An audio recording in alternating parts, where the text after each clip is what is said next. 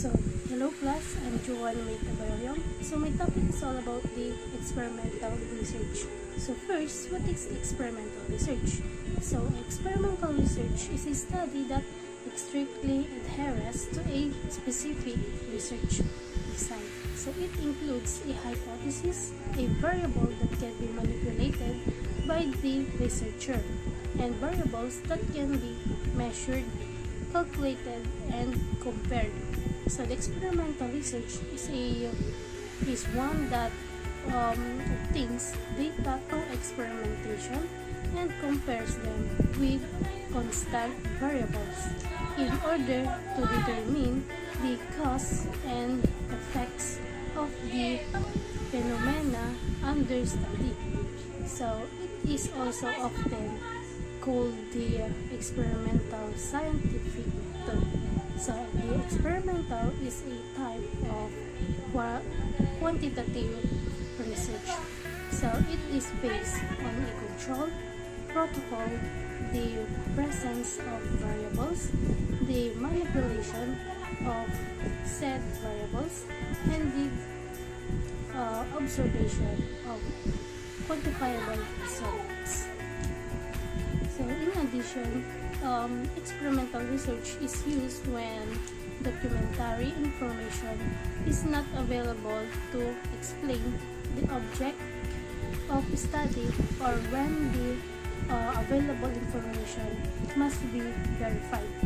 It is also used when time is decisive to understand the relationship of cause and effect in a phenomenon. So, what is the purpose of the experimental research? So, the experimental research seeks to determine a relationship between two variables, the dependent variable and the independent variable. So, after completing an experimental research study, a correlation between the specific aspects of an entity and the variable being studied is either supported or rejected. So here's the characteristics of a experimental research. So the experimental research has the specific characteristics derived from its methods of analysis. So first characteristics is the dependent variables and independent variables. So all experimental research starts from the dependent or fixed variables, which is served as a control group. So these have to be contrasted with the independent variables. So which are those that the researcher manipulates to obtain certain results. So the second characteristics is the controlled conditions. The experiments are applied under rigorously controlled conditions to be learned about the factors that affects the behavior of the objects of the study. So the third characteristics is the manipulation of variables. So the experiment is introduced or provoked by the researcher. So who deliberately manipulates the independent variables to obtain various results, always under control and rigorous conditions. So the last characteristics is the observation of the object of the study. So the researcher must observe the behavior of the object of study in each of the scenarios built for it. So from which he will be able to obtain more or less conclusive data. So next is the experimental versus correlation research. So in an experimental design, you manipulate an independent variable and measure its effect on a dependent variable. So other variables are controlled so they can't impact the results.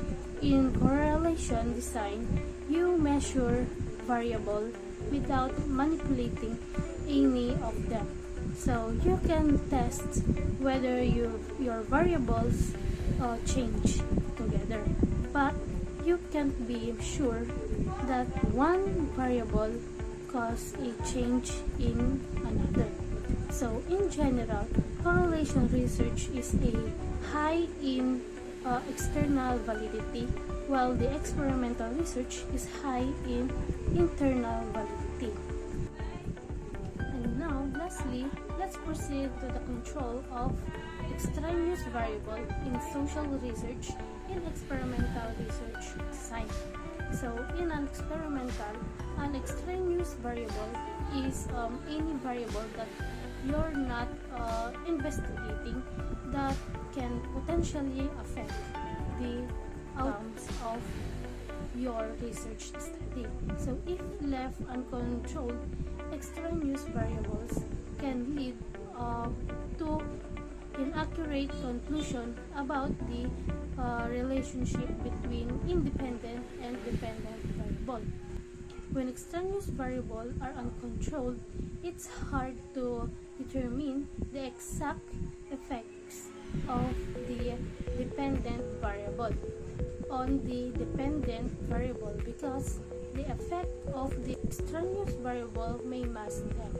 So uncontrolled extraneous variable can also make it seem as true there is a true effect of the independent variable in an experimental when there's actually none. So when you're controlling extraneous variable is an important aspect of experimental design, because when you control an extraneous variable, you turn it into a controlled variable. Okay, so that's all for today, class. So thank you for listening and God bless. So class is dismissed.